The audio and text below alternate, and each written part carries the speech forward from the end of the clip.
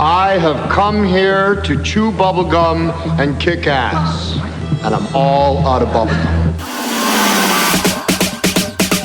This is the Virtual Real Estate Investor Podcast with Vincent Polisi. Buckle your seatbelt and prepare to learn how to legally make six figures investing in real estate with no money, no credit check, and nothing but a computer and internet connection. Learn how you too can begin generating buyers and sellers for free today, and why you're only 2 calls away from making a $10,000 or more payday while never leaving the comfort of your home. And now, your host, the virtual real estate investor, Vincent Polisi. All right, guys, here we go. Beautiful, beautiful sunny day, perfect weather in glorious Myrtle Beach, South Carolina. Got up here about 10 days ago. Had some really rough weather the first week or so, and so it's finally starting to get beautiful and we can enjoy it. And I'm very happy and thankful to be here. And why am I here? I'm here because I can be, because I am location independent and in reality, the virtual real estate investor. We've got deals working all over the United States right now on houses I'll never go to, with people I'll never meet, and you can do the exact same thing. We're going to show you how. So this is continuing on in the mobile podcast series where I'm actually doing the entire thing from my iPhone. I'm in the car, headed back to the house, and I wanted to go ahead and clarify something that keeps coming up, and that is overcomplication. Overcomplication. What am I talking about? People have an inherent need, for some reason psychologically, to overcomplicate in their minds a process that they don't fully understand. And so they take something that's very, very simple and not understanding how easy it really is, not believing how easy it really is, and they have to overcomplicate it in their brain to the point that you get into the analysis paralysis and not moving forward. So what I'm going to do right now is I'm going to go through real quick, and I'll do another one. We'll do one for each, for on the buyer side and the seller side.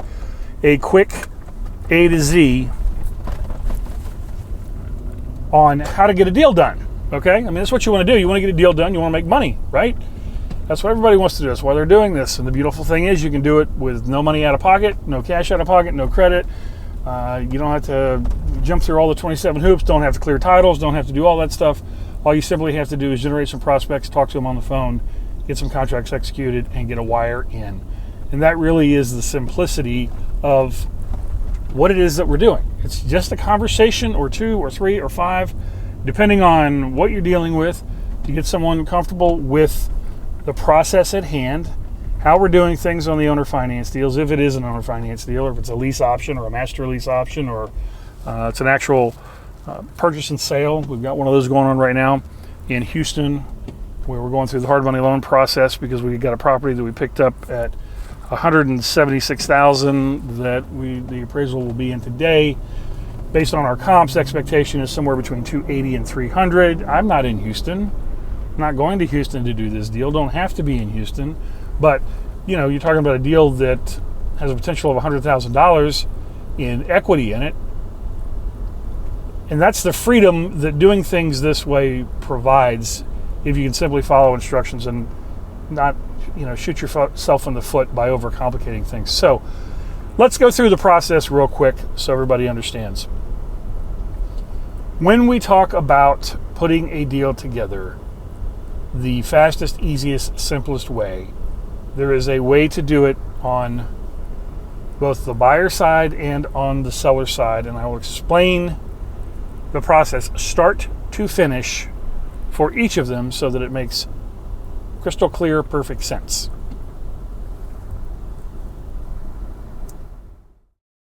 Hey, what's up, investors? John Lee Dumas here, founder and host of Entrepreneur on Fire, awarded Best of iTunes 2013, and you're listening to the Virtual Real Estate Investor Podcast with my man, Vincent Polisi. Prepare to ignite.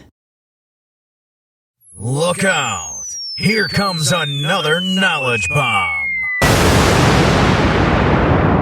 All right, so let's talk about this. So when I first started off, I basically reworked the entire real estate investing model because I did not want to be tied to a local brick and mortar micro market where you never know what the inventory is going to be. You never know what type of competition that you may end up having. And I wanted to be able to do deals anywhere, from anywhere, and not ever have to go through the traditional real estate investing hurdles or real estate sales hurdles, not clear titles, not deal with going to closings, not have to wait on checks to get cashed, all that. And so I started off doing it backwards, which is the way most people think to do it, forwards, which is how it's typically done, which I don't advise doing that way. Sometimes you have to when you first get started off. And what I mean by that is that we simply started generating standing inventory. In other words, we would go out and contract on houses that we did not have buyers for yet, build up a massive database. We did over $40 million in contracts in less than 8 weeks using the 10-minute task. And in so doing, created what became a logistical nightmare with, over 100 plus different sellers all wanting updates and wanting to know why the house hadn't sold. And, the nature of the beast of this, when you get into it, if you understand it, is that 9 times out of 10, when you contract on a property, when you're doing the inventory first method or the seller first method, is that 9 times out of 10, the people that call on the house don't actually want that house. What they're doing is they're triggering off of the language in your Craigslist ad that indicates that it's no credit qualifying, no banks needed, et cetera, et cetera. And so what they really want to find out is, do you have any other homes that may work? And if not, is there any way that you can get them something that will work based on their criteria? And so I very quickly learned that the standing inventory routine is absolute logistical nightmare with sellers, that if you don't have a completely automated system, Podio wasn't out back then. We were trying to make ACT work, and ACT, if you guys don't know what ACT is, it's an old CRM system from long time ago. So we were fighting those things, trying to get that all worked out so we could automate everything to not have to constantly hold the hands of all the sellers. I mean, obviously you want to provide them great customer service, but at the same time, I don't want to sit here and tell them the same thing, that, your house hasn't sold. The reason it hasn't sold is because people are calling in. They need different school district, one more bathroom, one more bedroom, something different. They don't want to be on a cul-de-sac. Don't have time for all that. Okay. So I very quickly learned in doing it that way that is not the route that I wanted to go. It doesn't fit my personality type to have to be, the manager of all of these different sellers with, obviously, they want their home sold, it's not selling, and they don't know why. So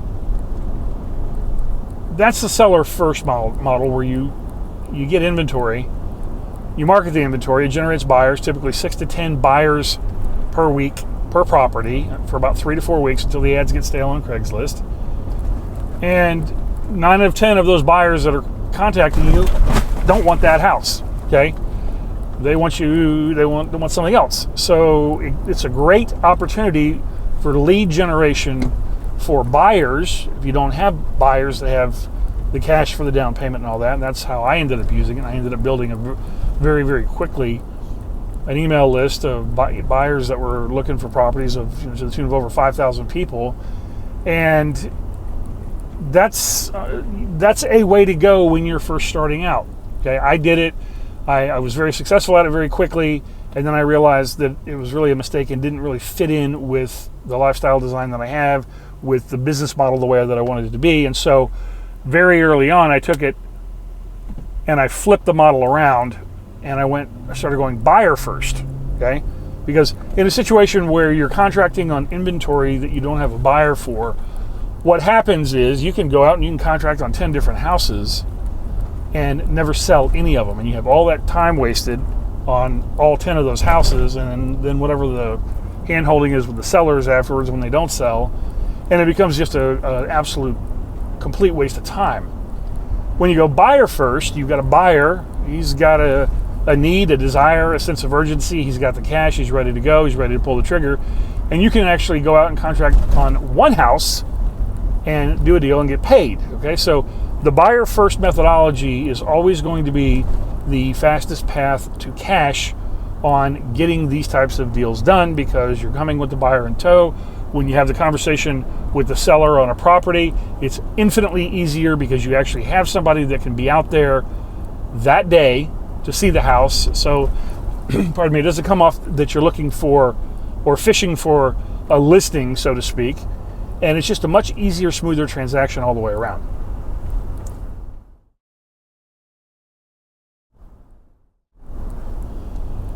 So I switched to the buyer first method, and it worked fantastic. And we developed at that time what's called the Home Finder program. It's been modified over the years with Dodd-Frank and all that so that we are in compliance and not illegally brokering without a license.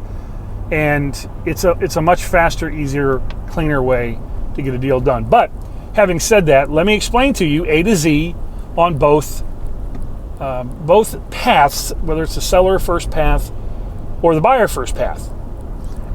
All right, so in the seller first path, you go out there, you're contracting on a property. The property then gets marketed and listed. You have buyers that come in. Let's say that you get the 1 out of 10 that actually wants the house. The way that I do it is they fill out an application. They pay a $37 application fee. That's all by design to get the objection of, well, wait a minute, why am I paying $37 to see a house that I may not want? And it forces you to close on explaining the Home Finder program.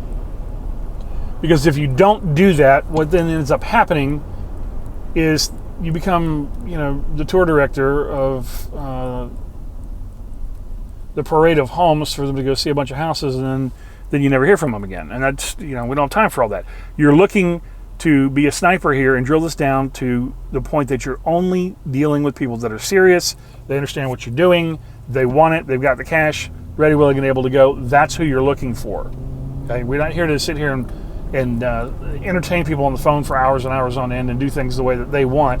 This is our business. This is the model. If it works for you, fantastic. If it doesn't, bye. Okay? So this is the way that I do it. So the buyer comes in, they fill out an application, they pay $37 up front. I get the opportunity then to close on the Home Finder program in the event that the house that they are looking at, that they're going to go see, does not work. And so they go see the property, and I have it set up so that they call me when they're leaving so that I can ensure that they're putting the lockbox back on the door, if this is a situation where we have a lockbox on the property. And it's by design because I want them, it's twofold. Number one, I want them to call to let me know the lockbox is back on the house and the door is locked for obvious reasons. Number two, it provides me that instant impression so I understand what we're dealing with, and if there was something about the house they didn't like, I can immediately move in to getting them set up for the Home Finder program, and then we go buy them a house and ideally only contract on one property for them, and then it's payday. Okay? So let's say they go out and they like the house. What happens next? Well, they like the house. We take about 10 minutes. We put the contract together, fire it over to them via right signature. They execute the agreement. It's all done online or on their iPhone or computer or iPad, whatever. They just click a button and they can sign the document. Now we have what we need. Now they get wiring instructions and they're going to go fire a wire. Once the wire hits, okay, we've got a deal in place. It's bound with cash. We make arrangements for transfer of the keys and garage door openers and utilities information. We work with them to get them set up with the homeowner's insurance that's set up properly with the correct mortgagees and assignees. Sorry, they're doing some road construction here, and wow, is it bumping. Okay, and then once all that's done, then I'll take them, they're taking possession and occupancy of the house. So we've got a deal. They've taken possession. We're in great shape. They're getting the homeowner's policy. They're getting utilities and everything in their name. And then we walk them through the process, if they're a W-2 employee, of amending their W-4 so they can legally begin writing off the portion of their payment that is property taxes and interest, which generally speaking, it's 100% most of the time on the deals that we structure. Okay? And that's it. You can be in, out, and done, start to finish in one day, and I've done that many times before. So don't overcomplicate it. This is no more complicated than getting a tenant signed up on a lease. It's going to look, act, and feel exactly the same way. You don't have to jump through all those hoops. They execute a document, they send you the money, and then you make arrangements for them to take possession of the property. Okay? Simple as that. If you go the seller first model, if you go on the buyer first model, the buyers are going to execute a joint venture agreement, bona fide joint venture agreement, so that you're not illegally brokering without a license. Then the way I have it set up, I set up a Basecamp project. Basecamp is an online project manager, if you don't know what that is. Fantastic. I'm using the older model, which is Basecamp 2. Doesn't have all the bells and whistles of Basecamp 3 because I don't want all that. I want to keep it very, very simple and easy to use in a graphical user interface that everybody can instantly understand. We've got a couple of little video tutorials if somebody gets confused or whatever. But we set the Basecamp project up. They get the email invites. They sign in. And then I have a number of to-dos for them to do immediately, which is the standard process of, after doing an application, then they're going to proof up on their income and assets, the down payment, because we don't want to waste time getting the property if they don't actually have the money because you're just wasting time. So we put them through the normal mortgage proof up process for income, assets, employment. They just drag the docs over into Basecamp. So now they're actually taking action. They're doing something. And then one of the to-dos that I've got assigned for them is for them to provide us an example of a property that works for them. Because, all I've got is a list. I want a 4-bedroom, 3-bath, X dollars in payments in this location, possibly the school district, whatever. And I can work from that list, but they can look at something and instantly know if they like it or not. I can't, because I'm strictly working from a list. So what I do, and if you ever get to this point, you'll see this. It's absolutely brilliant. I wish I could tell you it was all by design, but something I sort of fell into, is I assign them a task to provide that example property, and they do, and then they don't stop. They keep putting properties up. So what's happened here is they've struck out $2,500 to capitalize the joint venture agreement up front, because I don't pick up the phone unless we've got cash in hand. And the sole purpose of that was so that we would go find them a property and contract on it. And what ends up happening is once they're empowered to provide properties in that interface where they can get real-time information back on that particular house, because we're going to, as soon as we get the information up, we call the sellers, we start taking the property through the due diligence process, and they get real-time updates. Okay, so everything's aggregated in Basecamp. Everybody knows what property we're talking about. They're getting real-time updates, and it just becomes this sort of snowball where they just continue to put properties up, and we don't ever have to go out and find the property. They do it on their own. They paid us to do it, but now they're doing it, and it works very, very beautifully. So all I have to do is sit back and click on their link, take a look at the ad, contact the seller, pick up the phone, contact the seller, and negotiate to get a contract signed. And it's absolutely magical when you see this thing function the way that it's set up. They're doing all the legwork, and all I got to do is pick up the phone. That's the way I like it. You have to be in the doctor capacity where somebody else is doing all the charts and graphs and patient intake and getting the blood pressure and temperature and all that. And the doctor comes in, gets all the information, spends 5 minutes, and makes $300. That's the situation. That's what you want to be. You want to be the guy that's in that position where you are the doctor, where all the other stuff is done for you, and all you have to do is pick up the phone, do one phone call, send a contract, get it executed, and now you're off to the races. They go out and see the house that they picked out, that they already know they like, and 9 times out of 10, they end up contracting on that property same day, and you're getting paid. Okay, so it's absolutely just it can't really get any better the way it's set up in Basecamp that way. And so in doing that, the process is they execute the joint venture agreement. We set up the Basecamp project, or let me back up. They sign the joint venture agreement. They fire the wire for $2,500. So now they've got some skin in the game. They're vested. We know we're dealing with somebody that's serious, because I'm not going to go out there and buy a property for somebody and go on the hook for payments or anything else for somebody that isn't serious. They don't have skin in the game. Who do you know is going to buy a house for you and go on the hook for payments? Even if we're doing no money down owner finance deals, there's still an expectation of a payment at some point. Who do you know is going to do that for you without you having some type of commitment? It's nobody. No investor is going to do that. And if they do, they won't be doing it very long, because they'll find out what happens and that people circumvent them and waste their time and then don't close, can't close. They've told them all kinds of lies. So I don't even waste time with all that. We cut through all that up front.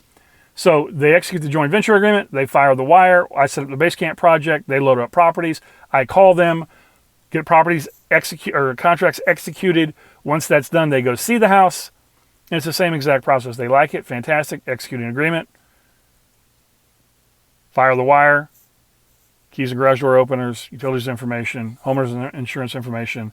Amending the W-4 so they can write off the property taxes and interest and increase their net take-home pay immediately, substantially in actual real spendable cash.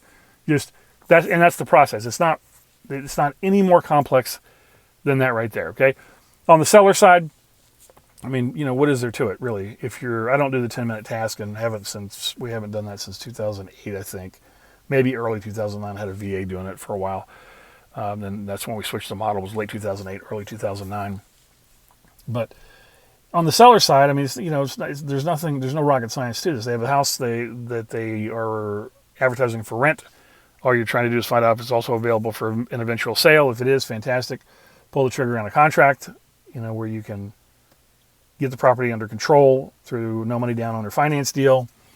And then you market that property. It generates buyer leads. And even if they don't want the house, it's okay, because it's generating buyer leads that have cash, and then you can convert them to the Home Finder program or put them on another property that you've got and make money. So this is not rocket science, okay? It's very, very basic, very elemental. It's one of the reasons why when I started showing people this back in 2013, they used to laugh at me, because it's so simple. And there's no way that could work and you can make money that way and do it without cash. And, there's nobody... real buyers and sellers aren't on. I mean, it's like one of the dumbest things I ever heard. Real buyers and sellers on Craigslist, and then we found I did a deal for a former NFL football player. We did the deal for the Major League Baseball player. That's where we found all these guys is on Craigslist, and so they're just normal people too. So it's just it works. That's all I can tell you. You don't need to overcomplicate it. Okay. There are some complexities in understanding, obviously, contract law, obviously, Dodd-Frank, obviously, what's legal and what's not legal to do and say, obviously, the structure of owner finance and how all the moving parts work together. And all that's covered in the podcast, and I'll go back through and do sort of a cursory review to make sure that we can, everybody understands exactly, what the mechanics are. But you just need to take action. Just take action and start prospecting, get some leads in, start talking to them, and close. And you're going to get your teeth kicked in. You're going to, screw up some things that later on you realize, oh man, I should have done this differently or whatever. It happens to all of us. It happened to me. That's how you learn, okay? You got to dust yourself off and get back up on the horse. And don't worry about it. Understand it. It's a process, and you've got to embrace the process if you want to get there. The reason, and people tell me this all the time, and it's not, stroking my ego or whatever, but, the way that I talk to people on the phone, I sound so educated and so knowledgeable and, blah, blah, blah, and you're a genius and all these things, and you can just handle all this stuff. Well, I've got a lot of experience doing it, okay? And that's what you have to go get now, is you have to go get the experience doing it.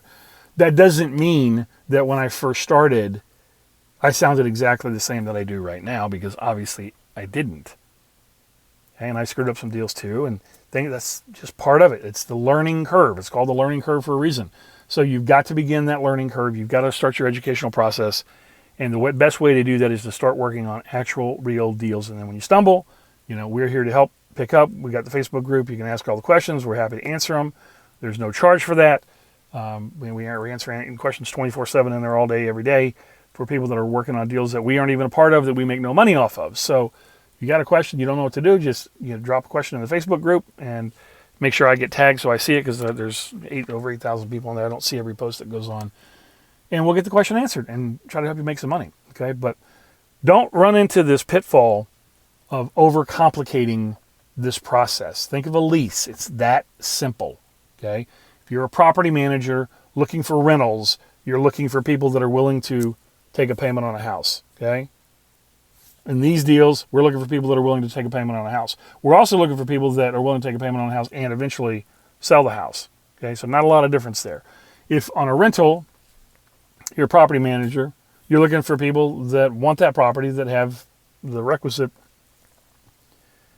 income, assets, wherewithal, to pay for it. Okay, same exact thing here. It's not any different. So don't overcomplicate it. It is no more complex from an operation standpoint than getting a lease executed. It just isn't. Okay, but tell you what we're going to do, because a lot of these questions we're going to go ahead and kick back in the Ask Vincent Anything portion so that you guys can ask the questions directly and I can get them answered specific to what your question is. So hope that helps you. Definitely drop me questions, leave me comments, let me know what you need. If you haven't, please subscribe, rate, and review. Prefer, obviously the 5-star reviews. Haha. And let's go make some money.